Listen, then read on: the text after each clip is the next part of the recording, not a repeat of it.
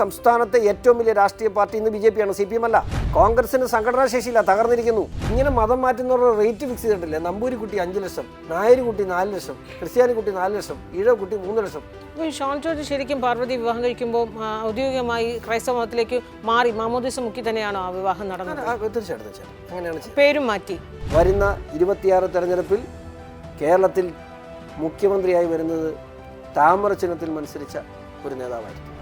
ക്രൈസ്തവ സഭയുമായി അടുക്കുക എന്നുള്ളത് വലിയൊരു തന്ത്രമായിരുന്നു, അല്ലെങ്കിൽ വലിയൊരു ഒരു മൂവ്മെൻ്റ് ആയിരുന്നു BJP കേരളത്തിൽ നടത്തിയിരുന്നത്. നിലവിൽ അത് ഏറെക്കുറെയൊക്കെ വിജയിക്കുകയൊക്കെ ചെയ്തിരുന്നു. തൃശ്ശൂർ ലോക്സഭ ഇലക്ഷനൊക്കെ നമ്മൾ കണ്ടതാണ്. പക്ഷെ നിലവിൽ ഇപ്പോൾ ഷോൺ ജോർജും PC ജോർജിൻ്റെയൊക്കെ ഒരു കടന്നുവരവും ഒക്കെ തന്നെയും ക്രൈസ്തവ സഭയൊക്കെ ലക്ഷ്യമാക്കി തന്നെയാണ് എന്ന് പറയുന്നത് തെറ്റില്ല. അപ്പോൾ അങ്ങനെ വരുമ്പോൾ ഈ ക്രൈസ്തവ സഭയെ എത്രത്തോളം BJPയിലേക്ക് അടുപ്പിക്കാൻ അതൊരു വലിയൊരു വെല്ലുവിളിയായി ഇപ്പോഴും BJPക്ക് മുന്നിലുണ്ട്. ഇവിടെ ഞാൻ കോൺഗ്രസിന് CPM അക്കാര്യത്തിൽ കുറ്റം പറയല്ല. ഇപ്പോൾ കോൺഗ്രസും CPM തമ്മിലുള്ള ഒരു കിടമത്സരം എന്താണ്? കേരളത്തിലെ ഒരു ന്യൂനപക്ഷം 30% അടുത്ത് നിൽക്കുന്ന ഒരു ന്യൂനപക്ഷത്തെ എങ്ങനെ പ്രീണിപ്പിച്ച് കൂടെ നിർത്താം? അങ്ങനെ നിർത്തുന്നവർക്ക് മാത്രമേ കേരളത്തിൽ അധികാരത്തിൽ വിടാൻ കഴിയുള്ളൂ. ആ ലോക്സഭാ തെരഞ്ഞെടുപ്പിൽ ആ ഷിഫ്റ്റ് കൃത്യമായി കോൺഗ്രസ് അനുകൂലമായി ഉണ്ടാകുന്നുണ്ട്. കോൺഗ്രസ് 15 സീറ്റ് കിട്ടുന്നു. അത് നിയമസഭാ തെരഞ്ഞെടുപ്പിൽ കഴിഞ്ഞ പ്രാവശ്യം പിണറായിക്ക് അനുകൂലമായി ഉണ്ടായി. പിണറായി വിജയൻ വീണ്ടും നിയമസഭയിലെത്തി, അല്ലെങ്കിൽ മുഖ്യമന്ത്രിയായി. ആ ഷിഫ്റ്റിന് വേണ്ടി ഇവർ നടത്തുന്ന ഈ പ്രീണനം അത് സഹിക്കാൻ പറ്റുന്നതിനപ്പുറത്തേക്ക് ഒരു പൊതുസമൂഹത്തിന് മുമ്പിലേക്ക് ആയി. അപ്പോൾ ഈ ക്രൈസ്തവരെ സംബന്ധിച്ചിടത്തോളം, അല്ലെങ്കിൽ ഇവിടുത്തെ ഹൈന്ദവ ഭൂരിപക്ഷത്തെ സംബന്ധിച്ചിടത്തോളം നോക്കൂത്തിയായി നിൽക്കുന്നൊരു സാഹചര്യത്തിലേക്ക് പോകുന്നു. ഞാൻ വർഗീയത പറയുന്നല്ല, പക്ഷേ ഇവർ നടത്തുന്ന വർഗീയ പ്രീണനത്തെ കണ്ടില്ലെന്ന് നടിക്കാൻ കഴിയില്ല. ഞാനൊരു കാര്യം പറഞ്ഞത്, വഖഫ് ഭേദഗതി ബില്ലിൽ മാത്രം BJP കൊണ്ടുവന്ന ബാക്കി ബില്ലിനെ എല്ലാം അംഗീകരിക്കേണ്ട, പക്ഷെ അവിടെ ഓരോ അമെൻമെൻറ്റിനെയും വോട്ടിനിട്ടു. അതിനകത്ത് അംഗീകരിക്കണ്ടേ? ഇപ്പോൾ സെക്ഷൻ 40 ഏതെങ്കിലും ഒരാൾ, ഞാൻ വെല്ലുവിളിക്കുന്നു, കോൺഗ്രസിൻ്റെയോ CPMൻ്റെ നേതാക്കന്മാരെ വെല്ലുവിളിക്കുന്നു, ഇതുപോലെ ഇവിടെ വന്നിരിക്കാം. സെക്ഷൻ 40 ഭരണഘടനാ വിരുദ്ധമല്ല എന്ന് ആർക്കെങ്കിലും പറയാൻ കഴിയുമോ? വഖഫ് ബോർഡിന് ഒരു വസ്തു അവരുടേതായെന്ന് തോന്നാൻ അവർക്ക് കാരണങ്ങളുണ്ടായാൽ വിത്തൗട്ട് ഒരു കോടതി ഉത്തരവുമില്ലാതെ അവർക്കത് പേരിക്കൂട്ടാൻ കഴിയുന്ന ഒരു നിയമം ഉണ്ടാക്കി വെച്ചേക്കാണ്. അതിനെ ഭേദഗതിയിൽ കൊണ്ടുവരുന്ന സാഹചര്യത്തിൽ അതിനെ എതിർക്കുക, അതിനെതിരെ സുപ്രീം കോടതി പോവുക. ഇപ്പോൾ മുസ്ലിം ലീഗ് സുപ്രീം കോടതി പോയിട്ടുണ്ട്. കോൺഗ്രസിൻ്റെ നിലപാട് അതാണോ? ഡീൻ കുര്യാക്കോസിൻ്റെ നിലപാട് അതാണോ? ഹൈബീഡൻ്റെ നിലപാട് അതാണോ? ബെന്നി ബെഹനാൻ്റെ നിലപാട് അതാണോ? ജോസ് കെ മാണിയുടെ നിലപാട് അതാണോ? മറ്റേ ഫ്രാൻസിസ് ജോർജിൻ്റെ നിലപാട് ഇതാണോ? ഇവരൊക്കെ നിലപാട് പറയണം. ഇതൊക്കെ ഒളിച്ച് കളിയാണ്.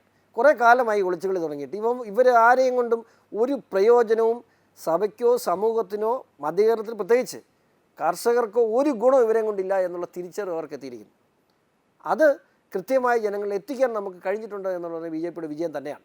തീർച്ചയായിട്ടും ഇവിടെ ഇപ്പോൾ ആളുകൾ പറയും BJP അടുത്ത തെരഞ്ഞെടുപ്പിൽ ഒരു 10-25 സീറ്റ് പിടിക്കും, പിന്നത്തെ തെരഞ്ഞെടുപ്പിൽ BJP അധികാരത്തിൽ വരും. ഞാനിപ്പോൾ പറയുന്നു, 26-ൽ BJP അധികാരത്തിൽ വന്നില്ല, പിന്നത്തെ തെരഞ്ഞെടുപ്പിലൊന്നും വെച്ചുകൊണ്ടിരുന്നൊരു കാര്യമില്ല. BJP 26-ൽ അധികാരത്തിൽ വരണം. അതിനുള്ള എല്ലാ പൊട്ടൻഷ്യലും BJPക്കുണ്ട്. ഈ സംസ്ഥാനത്തെ ഏറ്റവും വലിയ രാഷ്ട്രീയ പാർട്ടി ഇന്ന് BJP ആണ്, CPM അല്ല. കോൺഗ്രസിന് സംഘടനാ ശേഷിയില്ല, തകർന്നിരിക്കുന്നു. അവരുടെ കൂടെ ഇവിടുത്തെ ഭൂരിപക്ഷ ചിന്താഗതിയില്ല. ഇവിടുത്തെ അവർക്ക് അനുകൂലമായി എല്ലാ കാലത്തും ചിന്തിച്ച ന്യൂനപക്ഷം അവരുടെ കൂടെ ഇല്ല. CPMന് ആരാണ് കൂടെയുള്ളത്? അപ്പോൾ ഇന്ന് 26-ൽ BJPക്ക് അധികാരത്തിൽ വരാനുള്ള എല്ലാ രാഷ്ട്രീയ സാഹചര്യവും കേരള സംസ്ഥാനത്തുണ്ട്. അപ്പോൾ അതുകൊണ്ട് ഇത് ഞാൻ പറയുന്നത്, ഇത് പൊതുസമൂഹത്തിന് മാത്രമല്ല, BJPയുടെ ഓരോ പ്രവർത്തകരോടാണ് ഞാൻ പറയുന്നത്, 26-ൽ ഭരണം പിടിക്കാൻ കഴിയും. ഞാൻ ഉറച്ചു വിശ്വസിക്കുന്നു. 0 to 80 ഇന്ന് നിങ്ങൾ വന്ന പാർട്ടി ഓഫീസിൻ്റെ മുകളിൽ BJPക്കാരനായ മുഖ്യമന്ത്രി 2026-ൽ കൈപൊക്കി കാണിക്കുന്ന സാഹചര്യം വിദൂരമല്ല. വളരെ എളുപ്പത്തിൽ ചെയ്യാൻ കഴിയും. അല്ല, ഈ 2026-ൽ കേരളത്തിൽ BJP അധികാരത്തിൽ വരുമെന്ന് BJPയുടെ സംസ്ഥാന അധ്യക്ഷൻ, ഇപ്പോൾ പുതുതായി വന്ന സംസ്ഥാന അധ്യക്ഷനോ പടിയിറങ്ങ സംസ്ഥാന അധ്യക്ഷനോ ഇല്ലാത്തൊരു ആത്മവിശ്വാസം ഷോൺ ജോർജിന് ഏത് കോണിൽ നിന്നാണ് വരുന്നത്? 25 വർഷമായി ഇടതുപക്ഷത്തോടൊപ്പം നിന്നിട്ടുള്ള, UDFനോടൊപ്പം നിന്നിട്ടുള്ള, കേരള കോൺഗ്രസ് രാഷ്ട്രീയം പഠിച്ചിട്ടുള്ള ഒരു വ്യക്തി എന്ന നിലയിൽ, മധ്യകേരളത്തിലെ രാഷ്ട്രീയം പഠിച്ചിട്ടുള്ള വ്യക്തി എന്ന നിലയിൽ, 5 നിയമസഭാ തെരഞ്ഞെടുപ്പ് നടത്തിയിട്ടുള്ളൊരു വ്യക്തി എന്ന നിലയിൽ, അതിലൊന്ന് സ്വതന്ത്രമായി നിന്ന് സ്വതന്ത്രമായി എൻ്റെ പിതാവ് അനുസരിച്ചപ്പോൾ ആ തെരഞ്ഞെടുപ്പ് നടത്തിയ വ്യക്തി എന്ന നിലയിൽ, ഒറ്റയ്ക്ക് ഒരു ജില്ലാ പഞ്ചായത്ത് തെരഞ്ഞെടുപ്പ് ജയിച്ച വ്യക്തി എന്ന നിലയിൽ ഞാൻ പറയുന്നു, 26-ൽ BJPക്ക് അധികാരത്തിൽ വരാൻ കഴിയും. ഇത് എൻ്റെ ആത്മവിശ്വാസം മാത്രമല്ല, കണക്കുകളുടെ അടിസ്ഥാനത്തിലാണ് ഞാൻ പറയുന്നത്.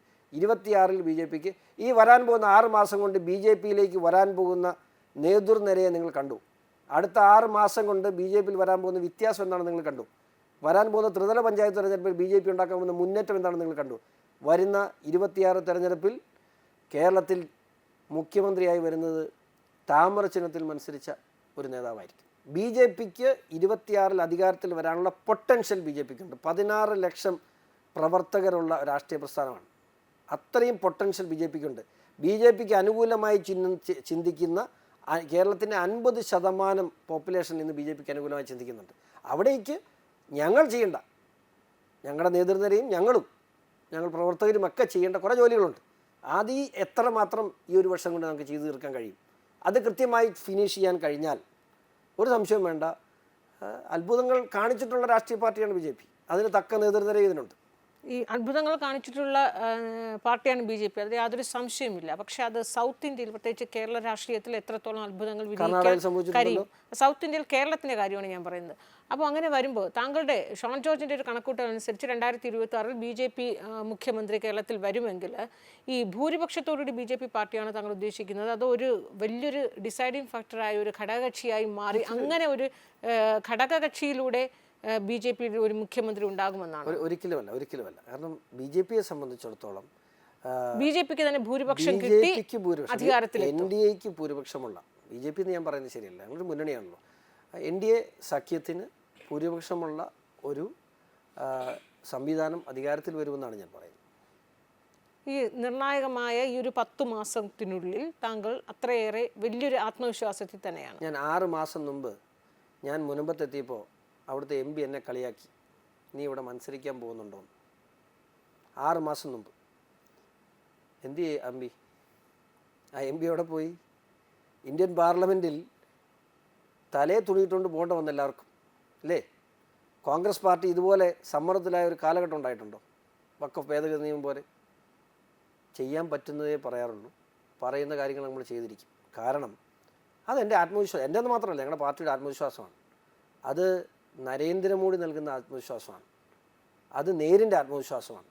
അതുകൊണ്ട് തന്നെ ഞാൻ പറഞ്ഞില്ലേ, ഞാൻ മറ്റൊരു കാര്യം കൂടെ പറയട്ടെ, 26-ൽ ചെയ്യാൻ പറ്റുന്നതിനപ്പുറത്തെ കാര്യങ്ങളൊന്നും 31 ചെയ്യാനൊന്നുമില്ല. 26 കഴിഞ്ഞാൽ ഇപ്പോൾ എല്ലാവരും പറയും 26-ൽ കുറേ സീറ്റ് പിടിക്കും, അത് കഴിഞ്ഞ് 31-ൽ അധികാരത്തിൽ വരാമെന്നാണ് ഒരു രാഷ്ട്രീയ നിരീക്ഷകരൊക്കെ പറയും. ഇപ്പം നിങ്ങളും പറഞ്ഞു അങ്ങനെ കുറേ സീറ്റ് വിട്ട് കഴിഞ്ഞ് രാഷ്ട്രീയ സമ്മർദ്ദ ഗ്രൂപ്പ് അല്ലെങ്കിൽ പ്രതിപക്ഷമായി നിന്നിട്ട് 31-ൽ അധികാരത്തിൽ വരാം. 26-ൽ ഈ ഒരു വർഷം കൊണ്ട് ചെയ്യാൻ പറ്റാത്ത പുതിയ കാര്യങ്ങളൊന്നും 31-ൽ ബി ജെ പിക്ക് ചെയ്യാനില്ല. ചെയ്യാനാണെങ്കിൽ 26 ചെയ്യാം. മധ്യ തിരുവിതാംകൂറിലെ ക്രൈസ്തവരുടെ ഒരു വലിയൊരു മുന്നേറ്റമാണോ താങ്കൾ എൻ ഡി എയിലേക്ക് പ്രതീക്ഷിക്കുന്നത്? ക്രൈസ്തവരെന്നല്ല, മധ്യ കേരളത്തിലെ പ്രത്യേകിച്ചും കർഷകർ അവർ വലിയ പ്രതിസന്ധിയിലാണ്. അവരുടെ ഒരു പ്രതിസന്ധിക്കും ഒരു പരിഹാരം ഉണ്ടാക്കി കൊടുക്കാൻ ഇവിടെയുള്ള ഒരു ജനപ്രതിനിധികൾക്കും കഴിഞ്ഞിട്ടില്ലെന്ന് മാത്രമല്ല ഇനി അങ്ങോട്ട് കഴിയുകയില്ല.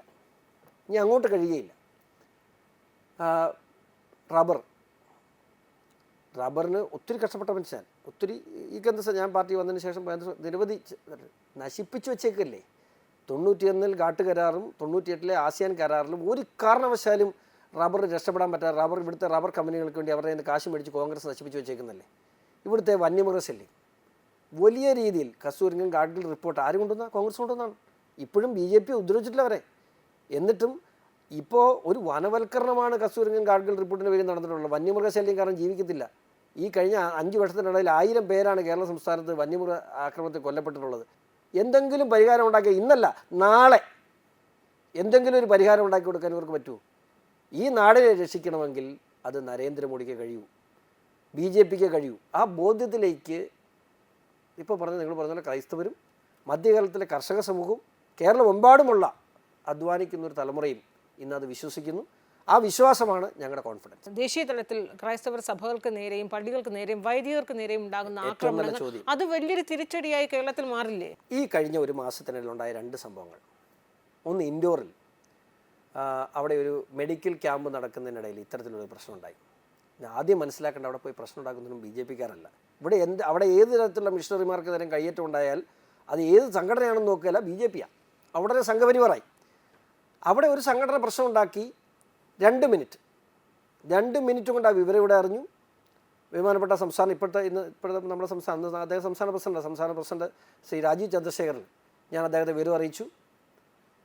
അദ്ദേഹം ഹോം മിനിസ്റ്ററുമായിട്ട് അല്ല ഓഫീസുമായിട്ട് ബന്ധപ്പെട്ടു. 1 മണിക്കൂർ കൊണ്ട് അവരെ പോലീസ് സേഫായിട്ട് വേണ്ടപ്പെട്ടിടത്ത് എത്തിച്ചു. ഇപ്പോൾ ജബൽപൂരിലുണ്ടായ വിഷയം ഈ കഴിഞ്ഞ ആഴ്ച, ആ ജബൽപൂരിലുണ്ടായ വിഷയം നിങ്ങൾ മനസ്സിലാക്കേണ്ടത് കേന്ദ്രമന്ത്രി ശ്രീ ജോർജ് കുര്യനും ശ്രീ രാജീവ് ചന്ദ്രശേഖരനും ഉൾപ്പെടെ വലിയ രീതിയിൽ ഇടപെടൽ നടത്തി തന്നെയാണ് അവിടെ 4 പേർക്കെതിരെ FIR ചെയ്യിപ്പിച്ചു, 2 പേരെ അറസ്റ്റ് ചെയ്യിപ്പിച്ചു. മാത്രമല്ല അവിടെ ആ സന്യാസ സമൂഹത്തിനുള്ള മുഴുവൻ പ്രൊട്ടക്ഷനും കൊടുത്തു. ഒരു ഇഷ്യൂ ഉണ്ടാകുമ്പോൾ നമുക്ക് ഇന്ത്യ പോലെ വലിയൊരു രാജ്യത്ത് എവിടെയും പ്രശ്നങ്ങൾ ഉണ്ടാകില്ല എന്ന് നമുക്ക് പറയാൻ കഴിയില്ല. ഞാനൊരു 65 വർഷം ഇന്ത്യ മഹാരാജ്യം ഭരിച്ച കോൺഗ്രസ്സാണ്. അന്നും ഈ ഇഷ്യൂസ് ഉണ്ട്. BJP ഭരിക്കും മാത്രമല്ല ഇഷ്യൂസ് ഉള്ളത്, അന്നും ഈ ഇഷ്യൂസ് ഉണ്ട്. അപ്പോൾ ആ ഇഷ്യൂസ് ഉണ്ടാകാതെ പരമാവധി നോക്കാൻ ഞാൻ പറയട്ടെ, ദേശീയ തലത്തിൽ തന്നെ ഇത്തരം കാര്യങ്ങളെ നിയന്ത്രിക്കുവാൻ വേണ്ടി സ്ഥിരം സംവിധാനം ഉണ്ടാവും. തീർച്ചയായിട്ടും ഞാൻ ചുമ്മാ പറയുന്നില്ല, സ്ഥിരം സംവിധാനം ഉണ്ടാവും. മാത്രമല്ല അത്തരം ഇഷ്യൂസ് ഉണ്ടാകുമ്പോൾ അതിനെ ഇമ്മീഡിയറ്റായിട്ട് ഇടപെടാനും അതിന് പരിഹരിക്കുവാനും ഞങ്ങൾക്കിപ്പോൾ ഒരു സിസ്റ്റമുണ്ട്. ആ സിസ്റ്റം നന്നായിട്ട്. ഞാനൊരു കാര്യം പറയട്ടെ, രാവിലെ എഴുന്നേൽക്കുമ്പോൾ ഇവിടുത്തെ കോൺഗ്രസ്സുകാരുടെ പ്രധാനപ്പെട്ട പരിപാടി എന്തെന്നറിയോ? നോർത്ത് ഇന്ത്യയിൽ ഏതെങ്കിലും മിഷണറിമാർക്ക് നേരെ ആക്രമണം നടക്കണമെന്ന് പ്രാർത്ഥിക്കുമാർ. എന്നിട്ട് ഗൂഗിളിൽ സെർച്ച് ചെയ്യും ഏതെങ്കിലും മിഷണറിമാർക്ക് എവിടെയെങ്കിലും പ്രശ്നമുണ്ടായ ഒരു വീഡിയോ, എന്നിട്ട് അതെടുത്ത് രാവിലെ ഫേസ്ബുക്കിൽ ഇടും, അല്ലെങ്കിൽ വാട്സപ്പ് വഴി നോർത്ത് ഇന്ത്യയിൽ BJP സംഘപരിവാർ ആക്രമണം, അച്ഛനെ വൈദികനെ മർദ്ദിക്കുന്നു, ഇതെടുത്ത് ഫേസ്ബുക്കിൽ വാട്സപ്പിൽ ഇടും, എന്നിട്ട് ഇത് പ്രചരിപ്പിക്കും. ഇവരിപ്പോൾ പ്രാർത്ഥനയാണ്. നോർത്ത് ഇന്ത്യ പ്രശ്നമാണ് എന്താ? ഇവിടുത്തെ ക്രൈസ്തവ സമുദായം അല്ലെങ്കിൽ ക്രൈസ്തവ സമൂഹം BJPയോട് അടുക്കുന്നു എന്ന് കാണുമ്പോൾ ആകെ ഇവർക്ക് ചെയ്യാനുള്ള ഇതാണ്. അല്ലാതെ അവർക്ക് വേണ്ടി അവിടെ ഒന്നും ചെയ്യാൻ ഇവർക്ക് പറ്റില്ല, അവരെ അവിടെ സഹായിക്കാൻ പറ്റില്ല. ഇവിടെയും ഇവരെ സഹായിക്കാനോ ഇവർക്ക് വേണ്ടി നിലകൊള്ളാനോ മുൻപ് ഉൾപ്പെടെയുള്ള വിഷയങ്ങൾ നിലകൊള്ളാനോ ഇവർക്ക് കഴിയില്ല. ആകെ ചെയ്യാൻ പറ്റുന്ന കാര്യം നോർത്ത് ഇന്ത്യയിൽ എന്തെങ്കിലും പ്രശ്നം ഉണ്ടാകണേ എന്ന് പ്രാർത്ഥിക്കുക, അത്രേ ഉള്ളൂ. ക്രൈസ്തവ സഭ ഒരു രാഷ്ട്രീയ പാർട്ടി രൂപീകരിക്കുന്ന രീതിയിലുള്ള ചർച്ചകളൊക്കെ അത് വ്യാഖ്യാനിക്കപ്പെട്ടതാണ്. ഒരിക്കലും ക്രൈസ്തവ സഭയുടെ കനോൻ നിയമപ്രകാരം അങ്ങനെ പൊളിറ്റിക്സിൽ ഡയറക്റ്റായിട്ട് ഇടപെടുന്ന ഒരു പ്രകൃതമല്ല സഭയ്ക്കുള്ളത്. സഭയെ എപ്പോഴും സംബന്ധിച്ച് രാഷ്ട്രീയ നിലപാടുകൾ എടുക്കാറുണ്ട്. രാഷ്ട്രീയ നിലപാടുകൾ എടുക്കുന്നതിനേക്കാൾ കൂടുതൽ അവർക്ക് എന്താണ് മുമ്പിലുള്ള രാഷ്ട്രീയമെന്ന് ബോധ്യമുള്ള അത്യാവശ്യം നല്ല എഡ്യൂക്കേറ്റഡ് ആയിട്ടുള്ള സമൂഹമാണ്. അവർ അതാത് സമയത്ത് അത്തരം കാര്യങ്ങൾ നിലപാടെടുക്കാറുണ്ട്. ചില മതമേലധ്യക്ഷന്മാരുടെ ഭാഗത്തു നിന്ന് തന്നെ പരസ്യമായ ആ രീതിയിലുള്ള പ്രതികരണങ്ങളൊക്കെയാണല്ലോ ഉണ്ടാകുന്നത്. അടുത്തിട്ട് പറയുന്നതെന്ന് ഇവിടെ ആരെയും കൊണ്ടൊരു പ്രയോജനമില്ല. ആ വിശ്വാസം ഞാൻ ഉണ്ടാക്കിക്കോളാം, പേടിക്കണ്ട. ആ വിശ്വാസം ഇപ്പോൾ അവർക്ക് നല്ല രീതിയിലുണ്ട്. അവർ ഈ കാലഘട്ടത്തിൽ എവിടെയെങ്കിലും BJP കുറ്റം പറഞ്ഞു കേട്ടോ? ഇല്ലല്ലോ. പക്ഷേ അവർ കഴിഞ്ഞ കാലങ്ങളിൽ അവർ വോട്ട് ചെയ്ത് അവർ വിശ്വസിച്ച സമൂഹത്തിൽ നിന്ന് ഒരു നീതിയും കിട്ടുന്നില്ലാത്തപ്പോൾ അവരതിനെതിരെ പ്രതികരിക്കാൻ തെറ്റാണോ? പിതാക്കന്മാർ പ്രതികരിക്കുക. ഒരു സമൂഹത്തെ പ്രതികരിക്കുന്ന നേതാക്കളാണവർ, സമുദായ നേതാക്കൾ എന്നല്ല.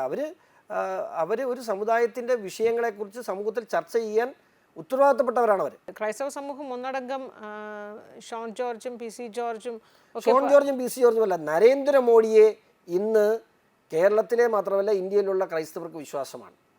ഞാനൊരു കാര്യം പറയട്ടെ, ഏറ്റവും അധികം സംഘപരിവാർ പ്രസ്ഥാനങ്ങൾ ഏറ്റവും ശക്തമായ പ്രദേശം 25 വർഷമായി BJP മാത്രം ഭരിക്കുന്ന ഒരു രാജ്യം, നരേന്ദ്രമോദി 15 വർഷം മുഖ്യമന്ത്രിയായിട്ടിരുന്ന സ്ഥലമാണ് ഗുജറാത്ത് അല്ലേ? കേരളത്തിലെ മിഷണറിമാർക്ക് ഒരു പരാതിയുമില്ലാത്തൊരു നാടാണ്. എന്നാൽ പിന്നെ അവിടെ ഉദ്ധരിക്കാൻ മേല ആദ്യം? ഇന്ത്യ പോലെ 18,000 ഭാഷകളും ഇത്രയേറെ സമുദായങ്ങൾ ഇത്രയും പ്രസ്ഥാനങ്ങളൊക്കെ ഉള്ള സ്ഥലങ്ങളിൽ പല ഇഷ്യൂസ് ഉണ്ടാവും. ആ ഇഷ്യൂസ് ഉണ്ടാകുന്ന സമയത്ത് ഇവർ ഏതെങ്കിലും ഇവിടെ കഴിഞ്ഞ ദിവസം ജബൽപൂരിലെ ഒരു വൈദികനെ ആക്രമിച്ചു. ആ വൈദികനെ ഇവർ അന്വേഷിച്ചോന്ന് എനിക്കറിയില്ല. പക്ഷേ ആ വൈദികൻ്റെ കേരളത്തിലുള്ള വീട്ടിൽ പോയി ഇരിക്കുക അവർ. എന്നാൽ അങ്ങോട്ട് ചെല്ലണ്ടേ? ആ വൈദികൻ്റെ കേരളത്തിലുള്ള വീട്ടിൽ പോയി ആശ്വസിപ്പിച്ച പ്രശ്നം തീരുമോ? പക്ഷേ ഞങ്ങൾ അതല്ല ചെയ്യുന്നത്. അവിടെ ഇടപെട്ടു, കൃത്യമായി ഞങ്ങൾ ഇടപെടുന്നത്. ബഹുമാനപ്പെട്ട കേന്ദ്രമന്ത്രിമാർ 2 പേര് ഇടപെട്ടു, രാജീവ് ചന്ദ്രശേഖർ ഇടപെട്ടു, ഹോം മിനിസ്റ്റർ ഓഫീസ് ഇടപെട്ടു. അതിന് പരിഹാരം കണ്ടു. ഇതെല്ലാം ഞങ്ങൾക്ക് ചെയ്യാൻ കഴിയുന്നത്. ഇത് ചുമ്മാ വർത്താനമല്ലാതെ ഒരു കാര്യത്തിൽ തീരുമാനമില്ല. അത് ജനങ്ങൾക്ക് ബോധ്യപ്പെട്ടു, ഇവരെ കൊണ്ടൊരു കാര്യമില്ലെന്ന്. PC ജോർജ് അദ്ദേഹം ഈ ലവ് ജിഹാദുമായി ബന്ധപ്പെട്ട് വലിയ രീതിയിലുള്ള ആരോപണങ്ങളൊക്കെ ഉയർത്തുന്നു. വലിയ രീതിയിലുള്ള വിമർശനങ്ങളാണ് അദ്ദേഹത്തിനെതിരെ വിമർശനങ്ങളാണ് ഉയരുന്നത്. സഭ ഏതെങ്കിലും രീതിയിൽ അതിനെ പിന്തുണയ്ക്കുന്നുണ്ടോ? ഈ ഫ്രേസ് ലവ് ജിഹാദ് അങ്ങനെ ഏതെങ്കിലും ഡിക്ഷണറിയിലുള്ള സാധനമല്ല. അതാണ് ഇവർ പറയുന്നത്. അങ്ങനെ ഒരു സാധനം ഇല്ല. ശരിയാ, അങ്ങനെ ആരും ഇല്ല. ഇതിന് നോർത്ത് ഇന്ത്യയിലോട്ട് ചെല്ലുമ്പോൾ അവിടുത്തെ കോടതികൾ പോലും റോമിയോ ജിഹാദ് എന്നൊരു പേരാണ് ഉപയോഗിച്ചിട്ടുള്ളത്. ആര് ഖുറാനിലോ അല്ലെങ്കിൽ ബൈബിളിലോ ഏതെങ്കിലും വേദങ്ങളിൽ പറഞ്ഞിട്ടല്ല, അല്ലെങ്കിൽ ഇന്ത്യൻ കോൺസ്റ്റിറ്റ്യൂഷനിൽ പറഞ്ഞിട്ടല്ല, അല്ല IPC പറഞ്ഞിട്ടുള്ള കാര്യങ്ങളൊന്നും അല്ലത്. പക്ഷേ ലവ് ജിഹാദ്, അത് പ്രേമിച്ച് വിവാഹം കഴിച്ച് മതം മാറുക എന്നൊക്കെയുള്ള ഇതിലാണ് അല്ല ലവ് ജിഹാദ് എന്ന് പറയുന്നത്. മതം മാറ്റുക എന്നുള്ള ദുരുദ്ദേശത്തോടു കൂടി മാത്രം ഒരു പെൺകുട്ടിയെ പ്രേമിച്ച് വശത്താക്കി അതിനു വേണ്ടി മതം മാറ്റുന്നതിന് വേണ്ടി മാത്രം നിൽക്കുന്നതിന് ലവ് ജിഹാദ് എന്ന് പറയുന്നു ഇല്ലേ? അല്ലാതെ ഇവിടെ എത്രയോ പേര് സ്നേഹിച്ച് കല്യാണം കഴിക്കുന്നു, മതം മാറുന്നു, സന്തോഷകരമായി ജീവിക്കുന്നു. നമ്മൾ അതിനൊന്നും ഇവിടെ സഭയൊന്നും ഒരു ഇതിനും പറഞ്ഞിട്ടില്ല. പക്ഷേ പർപ്പസ്ഫുള്ളി ടാർഗറ്റഡായി ഇത് ചെയ്യുന്നു എന്നുള്ള സഭയുടെ ആക്ഷേപത്തിന് വസ്തുക്കൾ നിരത്തിയല്ലേ അവർ കണക്കുകളും കാര്യങ്ങളും പറഞ്ഞിട്ടുള്ള എത്രയോ കാര്യങ്ങൾ പറഞ്ഞിട്ടുണ്ട്. അപ്പോൾ അതിന് ലവ് ജിഹാദ് ഉണ്ടോ എന്ന് ചോദിച്ചാൽ ഏതെങ്കിലും കോടതിയോട് അല്ലെങ്കിൽ ഏതെങ്കിലും പോലീസിനോട് ലവ് ജിഹാദ് ഉണ്ടോ എന്ന് ചോദിച്ചാൽ 2009 ഞാൻ 28ഓളം റിപ്പോർട്ട് ജഡ്ജ്മെൻറ്റ്സ് ഉണ്ട് സമാനമായി. ഞാൻ എടുത്തു തരാം. ഈ ലവ് ജിഹാദിനെ കുറിച്ച് ഈ PC ജോർജ് പൊതുസമൂഹത്തിൽ നിന്ന് വലിയ രീതിയിൽ കൃത്യമായ ആരോപണങ്ങൾ ഉന്നയിക്കുമ്പോൾ ഈ സമൂഹ മാധ്യമങ്ങളിൽ നിന്ന് അല്ലെങ്കിൽ സമൂഹത്തിൽ നിന്ന് ഉയരുന്ന ചോദ്യം, താങ്കൾ ഷോൺ ജോർജ്, താങ്കളുടെ ഭാര്യ എന്ന് പറയുന്നത് മറ്റൊരു മതത്തിൽ പെട്ട ഒരു വനിതയാണ്. അല്ല, PC അത് പറയുന്നവർ പറയുന്ന ആരോപണം ശരിയല്ലേ? ഞാനതിന് അംഗീകരിക്കുന്നു. കാരണം അന്നത്തെ ഒരു സാഹചര്യത്തിൽ എൻ്റെ വൈഫിൻ്റെ പിതാവ് പറഞ്ഞു, നീയും ഞാനും മരിക്കും, PC ജോർജും മരിക്കും, ശോഭയും മരിക്കും, ഉഷയും മരിക്കും, അതിന് നിങ്ങൾ ജീവിക്കണം. ഇത് കഴിഞ്ഞിട്ട് നീയും നിൻ്റെ പിള്ളേരും പോയി അരുവിത്തറ പള്ളിയിൽ അടക്കപ്പെടുമ്പോൾ എൻ്റെ മകളെ എവിടെ അടക്കും എന്നൊരു ചോദ്യം അദ്ദേഹം ചോദിച്ചു. അതിനുശേഷം അതാണ് ശരിയെന്നുള്ള നിഗമനത്തിലേക്ക് എത്തി. എനിക്കതിനോട് യോജിപ്പുണ്ടായിരുന്നില്ല, ഇന്നും യോജിപ്പില്ല. നിങ്ങൾ പാർവതി കാണുമ്പോൾ ചോദിക്കൂ, അവളുടെ മതവിശ്വാസത്തിന് എവിടെയെങ്കിലും ഒരു തടസ്സം ഇന്ന് വരെ ഉണ്ടായിട്ടുണ്ടോ? എല്ലാ വർഷവും പൊങ്കാലയിടുന്ന വ്യക്തിയാണ്. കഴിഞ്ഞ ആഴ്ചയും ഗുരുവായൂർ പോയി നൃത്തം ചെയ്തിട്ട് വന്ന ആൾ. എല്ലാ അമ്പലത്തിലും പോകാറുണ്ട്, എൻ്റെ കൂടെ പള്ളിയിലും വരും. അത് അവളുടെ വിശ്വാസമാണ്. അതിന് ഒരു തടസ്സവും ഇവിടെ ഉണ്ടായിട്ടില്ല. അവൾ അന്തസ്സായിട്ട് ജീവിക്കുന്നു, 2 കുഞ്ഞുങ്ങളുണ്ട്. അവരും മാന്യമായിട്ട് ഞങ്ങൾ സമാധാനവും സ്വസ്ഥമായി മുമ്പോട്ട് പോകുന്നു. അവിടെ ഞങ്ങൾക്കിടയിൽ ജാതിയും മതവും കടന്നു വന്നിട്ടില്ല. അവളുടെ വിശ്വാസത്തിന് ഈ നിമിഷം വരെയും അവളുടെ ഏറ്റവും വലിയൊരു ആഗ്രഹം, ഇപ്പോൾ ഞാൻ മുമ്പേ പറഞ്ഞതിന് വിരുദ്ധമായൊരു കാര്യം പറയട്ടെ, ഇപ്പോൾ അടക്കുന്ന കാര്യം പറഞ്ഞു, എവിടെ അരുവിത്തറപ്പള്ളി അടക്കണമെന്ന്. അവൾ എന്നോട് ആവശ്യപ്പെട്ടിട്ടുള്ളൊരു കാര്യമുണ്ട്, എന്നെ ദഹിപ്പിക്കണം. ഞാൻ മരിക്കുമ്പോൾ, ഇപ്പം ഞാൻ അച്ഛനാണോ ഞാനോ മരിക്കുമെന്ന് അറിയത്തില്ല, ഞാൻ മരിക്കുമ്പോൾ എന്നെ ദഹിപ്പിക്കാവോ? ഞാൻ ഇപ്പോൾ 100% നിൻ്റെ ആഗ്രഹം അതാണെങ്കിൽ നിൻ്റെ ആഗ്രഹം പോലെ തന്നെ അത് ചെയ്യും. അതിപ്പോൾ ഞാനാണോ ആദ്യം മരിക്കുമെന്ന് പറയാൻ പറ്റില്ല. പക്ഷേ അവളുടെ ഒരു ആഗ്രഹം അവൾ പ്രകടിപ്പിച്ച് അന്നേ ഞാൻ അംഗീകരിച്ചിട്ടുണ്ട്. ഞാൻ പറഞ്ഞത് ഞാൻ അംഗീകരിക്കേണ്ട ആവശ്യമൊന്നുമില്ല, അവൾക്ക് അവളുടെ സ്വാതന്ത്ര്യമുണ്ട്, അവളൊരു വ്യക്തിയാണ്. ഞാൻ പറഞ്ഞത് ഇപ്പം ഞാൻ പറഞ്ഞ എൻ്റെ എത്രയോ മുസ്ലിം സുഹൃത്തുക്കൾ അന്യമതത്തിലുള്ള സ്ത്രീകളെ കല്യാണം കഴിച്ച ഒരു മതം മാറി ജീവിക്കുന്നുണ്ട്. അന്തസ്സായിട്ട് സുഖമായി ജീവിക്കുന്നവരല്ല പ്രശ്നം. പർപ്പസ്ഫുള്ളി ഇതിനെ രണ്ടിനും തിരിച്ചെടുക്കാൻ ആളുകൾ തയ്യാറാകുന്നുണ്ട്. പർപ്പസ്ഫുള്ളി മതം മാറ്റുക എന്നുള്ള ഉദ്ദേശത്തോടു കൂടി ഇതിന് PFIയുടെ ഓഫീസ് റെഡി ചെയ്തപ്പോൾ ഇങ്ങനെ മതം മാറ്റുന്നവരുടെ റേറ്റ് ഫിക്സ് ചെയ്തിട്ടില്ലേ? നമ്പൂരി കുട്ടി 5 ലക്ഷം, നായർ കുട്ടി 4 ലക്ഷം, ക്രിസ്ത്യാനി കുട്ടി 4 ലക്ഷം, ഈഴവ കുട്ടി 3 ലക്ഷം. ഇത് ലവ് ജിഹാദ് നടത്താൻ വേണ്ടിയുള്ള ടാർഗറ്റ് കൊടുത്തേക്കുന്നതിൻ്റെ ലഘുലേഖകൾ മറ്റേ PFIയുടെ ഓഫീസ് റെഡി ചെയ്ത് ഇപ്പം കിട്ടിയ രേഖകൾ എവിടെയോ കണ്ടു. ഞാൻ പറഞ്ഞത് അത്തരത്തിൽ ഈ സമൂഹത്തെ വേട്ടയാടാൻ അല്ലെങ്കിൽ ഈ സമൂഹത്തിലേക്ക് അത്തരത്തിലുള്ള പ്രവണതകളെ കൊണ്ടുവരുന്നതിനെ എതിർക്കണം. എത്രയോ നല്ല ഇസ്ലാം സഹോദരങ്ങൾ നമുക്കുണ്ട്. ഞാൻ പറഞ്ഞത് 5% ഈ പ്രശ്നക്കാരുള്ളൂ. ബാക്കി 95% അവർക്കെതിരെ മിണ്ടാൻ മേലാത്ത സാഹചര്യം ഈ നാട്ടിലുണ്ടാകുന്നു. അതിനെതിരെ പ്രതികരിച്ചല്ലേ പറ്റുള്ളൂ നമുക്ക്. ഷോൺ ജോർജ് ശരിക്കും പാർവതി വിവാഹം കഴിക്കുമ്പോൾ ഔദ്യോഗികമായി ക്രൈസ്തവ മതത്തിലേക്ക് മാറി മാമോദിസ മുക്കി തന്നെയാണോ ആ വിവാഹം നടന്നത്? തീർച്ചയായിട്ടും അങ്ങനെയാണ്. പേരും മാറ്റി? പേരൊന്നും മാറ്റിയില്ല. പേരിൽ രജിസ്റ്ററിൽ എഴുതാൻ ഒരു പേര് വേണമായിരുന്നു, ആ പേര് എഴുതി. അതല്ലാതെ അവളെ ഇന്നും പാർവതി തന്നെയാണ്.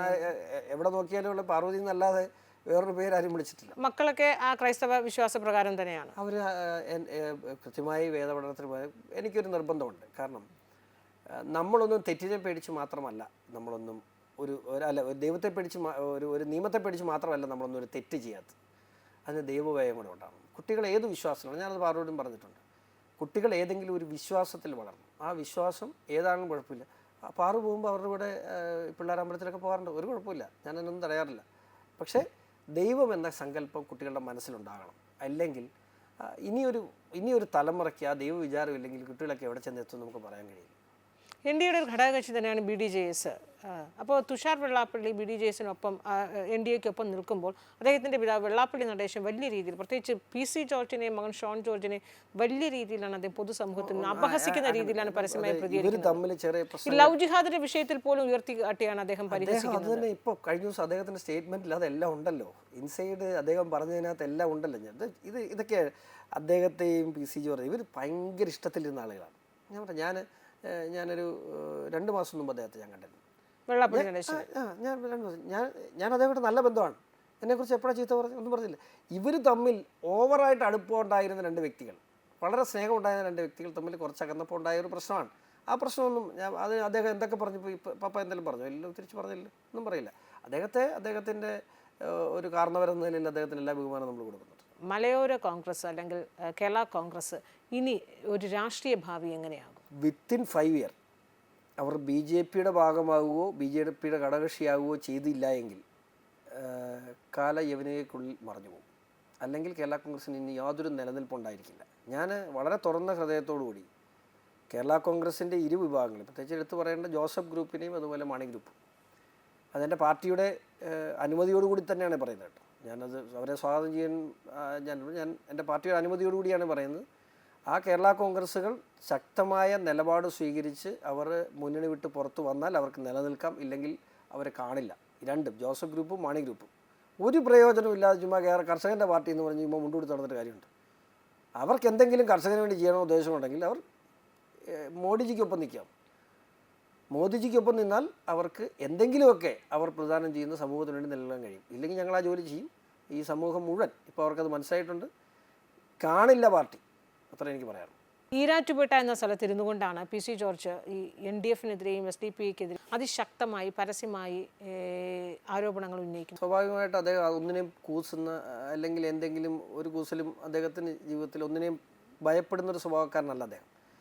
രണ്ട്, ഈ ഇദ്ദേഹത്തെ കൊണ്ട് ഇത് പറയിപ്പിക്കണമെന്ന് നിർബന്ധമാണ്, എന്നാലല്ലേ അപ്പുറത്തെ സൈഡിൽ കൺസൾട്ടേറ്റ് ചെയ്യാൻ പറ്റുള്ളൂ. ഇവർക്ക് PC ജോർജ് ഇത് പറയുന്നത് ഭയങ്കര ഇഷ്ടമാണ്. SDPIക്കും ജമാഅത്തെ ഇസ്ലാമിക്കും ഒക്കെ PC ജോർജ് ഏതെങ്കിലും തരത്തിലുള്ള രീതിയിൽ ഈ തീവ്രവാദ സംഘടനകൾക്കെതിരെ മുസ്ലിം പറയുമ്പോൾ അതപ്പോഴേ മുസ്ലിം വിരുദ്ധമാക്കുമല്ലോ. പിന്നെ അദ്ദേഹത്തിൻ്റെ സ്വാഭാവികമായ ശൈലിയിൽ എന്തെങ്കിലും പറഞ്ഞു കഴിയുമ്പോൾ അത് ഉടനെ മുസ്ലിം വിരുദ്ധമാക്കും. അപ്പോൾ ഇവർക്ക് ആവശ്യമെന്ന് പറയുന്നത് ഇന്ത്യ മഹാരാജ്യത്ത് മോദിജി ഭരിക്കുന്ന ഈ രാജ്യത്ത് ഒരിക്കലും മുസ്ലിം സമൂഹം സുരക്ഷിതമല്ല എന്നൊരു ഒരു അൺസെക്യൂർ ഫീലിംഗ് ഇവർക്ക് കൊടുക്കാൻ കഴിയുക, അതിലൂടെ അവരുടെ പ്രസ്ഥാനത്തെയും ഈ വിഘടനവാദത്തെയും വളർത്തിയെടുക്കുക, അത് അവരുടെ ലക്ഷ്യമാണ്. അപ്പം PC ജോർജ് പറയുന്ന ഓരോ കാര്യങ്ങളും ഇവർക്ക് വലിയ ഗുണമായിട്ടാണ് പലപ്പോഴും ഇവരെടുക്കുന്നത്. പക്ഷേ സമൂഹത്തിന് മുമ്പിൽ നമ്മൾ കാണുന്ന തെറ്റായ പ്രവണതകളെ ചൂണ്ടിക്കാണിക്കാതെ എങ്ങനെ ഒരു പൊതുപ്രവർത്തനം പോകാൻ കഴിയും? നിങ്ങൾ പറയുന്ന ഈരാറ്റുപേട്ടയെ 33 വർഷം പ്രതികരിച്ച MLA ആണ് അദ്ദേഹം. ആ നാടിനോട്, അവിടുത്തെ മനുഷ്യരോടും അദ്ദേഹത്തെ പിന്തുണച്ചൊരു സമൂഹത്തോടും അവർ അപകടത്തിലേക്ക് പോകുമ്പോൾ അത് ചൂണ്ടിക്കാണിക്കാനുള്ള അദ്ദേഹത്തെ കടമ, അത് ചെയ്തല്ലേ പറ്റുള്ളൂ, അത് ഇനിയും ചെയ്യും. എന്നാലും ഇത്രയും സമയം വാക്കും മറുവാക്കുമായി സഹകരിച്ചതിന് നന്ദി. Thank you.